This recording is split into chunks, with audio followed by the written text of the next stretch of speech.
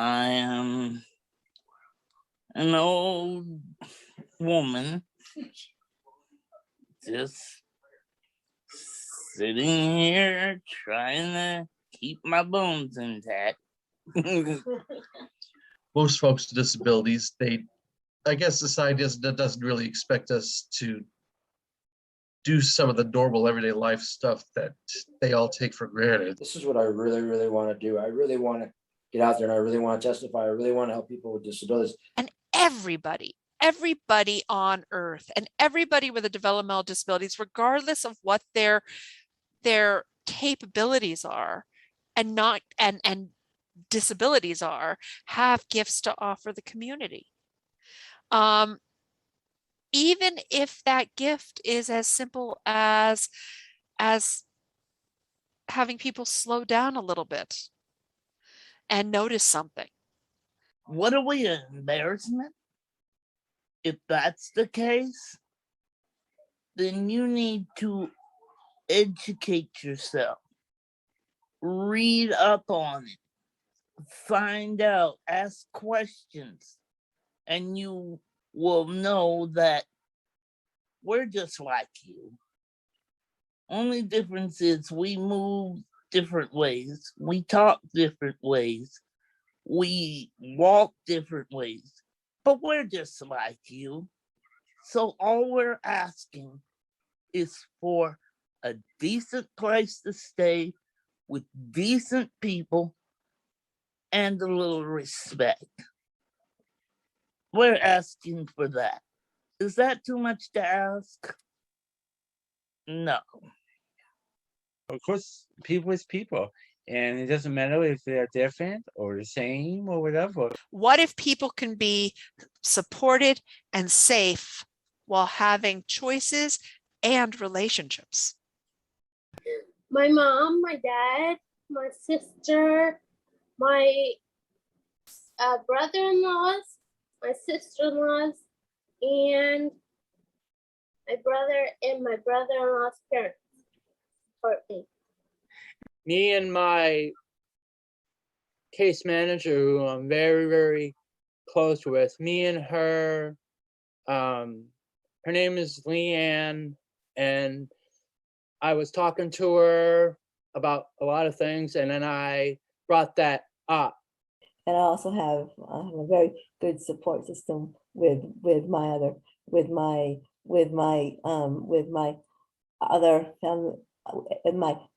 family members too. But today we're having echoes of the refrigerator mother response, because some people are hearing guardianship. I want to be able to keep my child safe, yet I'm hearing that I'm a bad person if I'm a guardian. And there's got to be a mix in there. We've got to go back to a place of compassion. We really do, in which we look at what is the state and the culture of where the person is at that moment, the individual with developmental disability, and now the family, and how do we impact so that the individual has the most rights and the best life as possible, while recognizing there's a role for the family. So, I don't want to go to a world in the what if in the future in which the family doesn't have a role. And if we look at our past, we've been pushing the family out of the person's life. And that would be a really big mistake for our what if in the future. In the future, people with developmental disabilities live their best life in the community with people who love them. And that includes their family. And people get support from the people who love them. And that includes their family. It would be a gigantic error if our what if for the future did not include community and family members and staff people who cares. How lonely it would be if that was the case. Sometimes we go out shopping, my mom and I, we do grocery shopping together. We cook there's this recipe. I kind of convinced my mom maybe she could cook me that because next week is my birthday. We don't want siblings around just in the bad times, or parents around just when there's a need to advocate to get them out of a bad situation. We don't want parents and siblings around just when support is needed. We want parents and siblings and friends around because it's nice to have parents and siblings and friends around. Isn't that what we do for everybody? Would go out with my mom to different, like, on vacation and out to eat and things like that. I'm working towards getting probably a house in the future and having kids. We now know that an individual with a disability might not have a child with a disability. We now know that the genetic expression of traits is far more complex. We now know that nurture and environment plays huge parts to these things. And we now know that people with disabilities are far more complex. So we now know a lot more. But we still have an issue of what if. We still have those thoughts. For instance, it's not unusual today to hear, what if we could prevent disability completely through the new CRISPR technology, for instance, the new genetic discussions about whether or not you find out somebody might have Down syndrome or a disability in vitro, and the discussion is whether or not that individual should be allowed to be born. It really does go back to value, but these are current conversations that we're really having right now. What if we could prevent pain and suffering in our children using this technology and ourselves? Those are great questions. We need to also overlay, what if we if we eliminate something that will ultimately hurt our society? Like, what if we eliminate unintended gifts of human beings? And what if we look at things and we look at people's abilities through different lenses? And how do we balance all of these things? Because the answer is never stop doing something or start doing something. It's always more gray. We must overlay our evidence-based practices with a little bit of philosophy and sociology. We have to, and humanity. This is not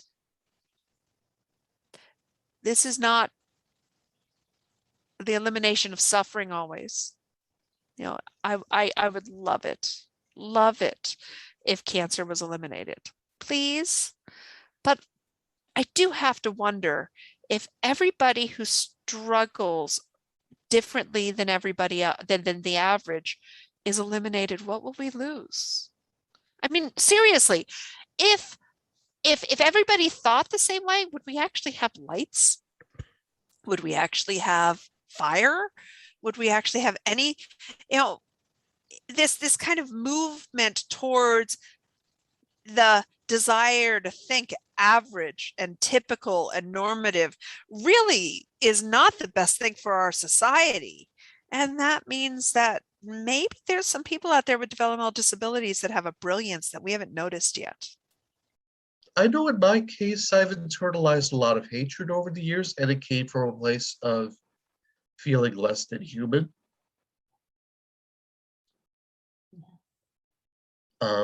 So honestly, no one is harder on me than me. I'm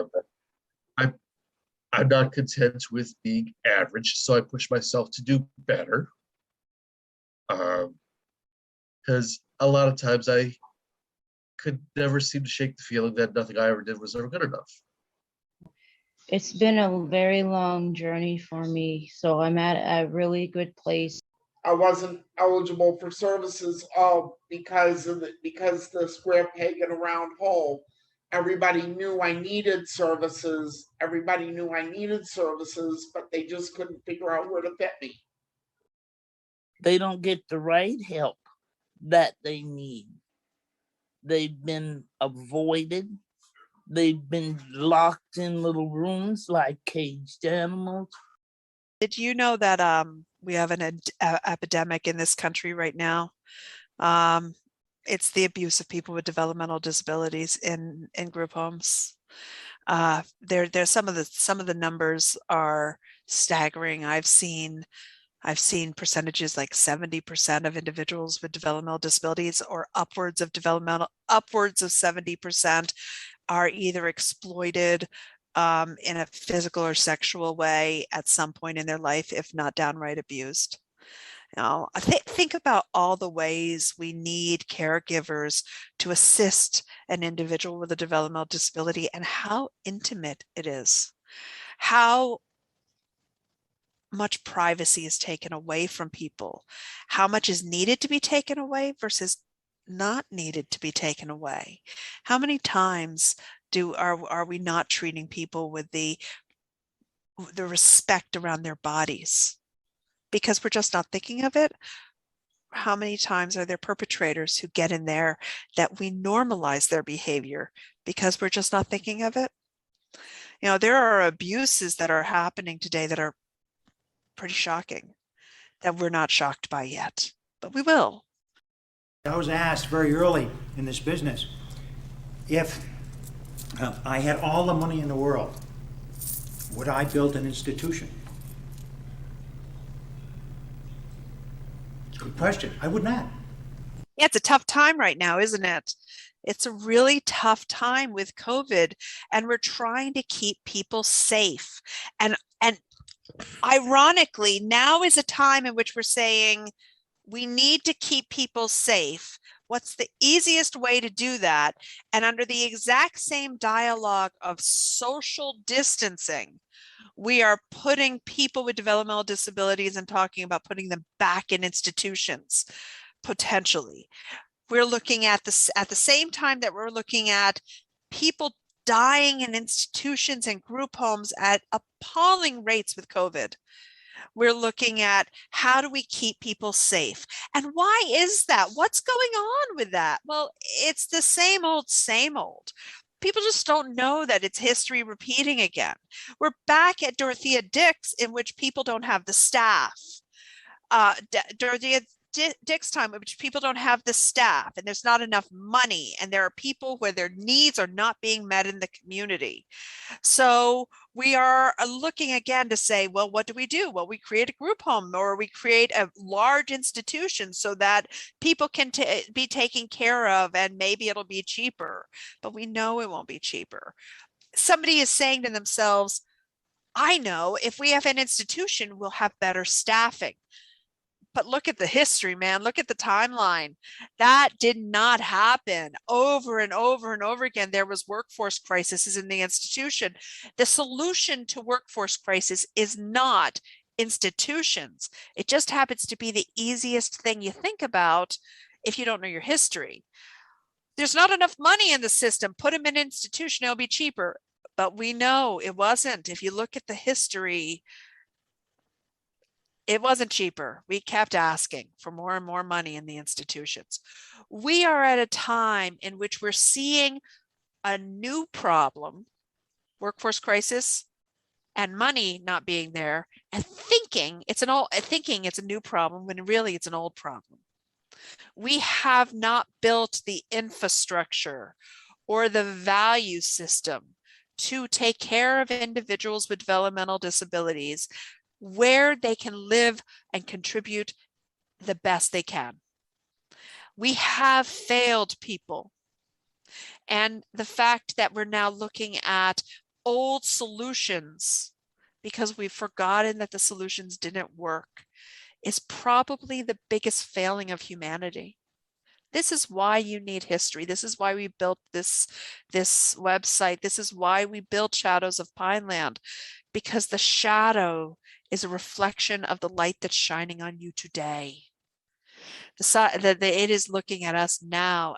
And if you look at the shadow of yesterday, it will give you an opportunity to bring today's issues at light and maybe maybe redirect how we deal with those problems to maybe not be something that we've already done that failed, to something new, to something creative,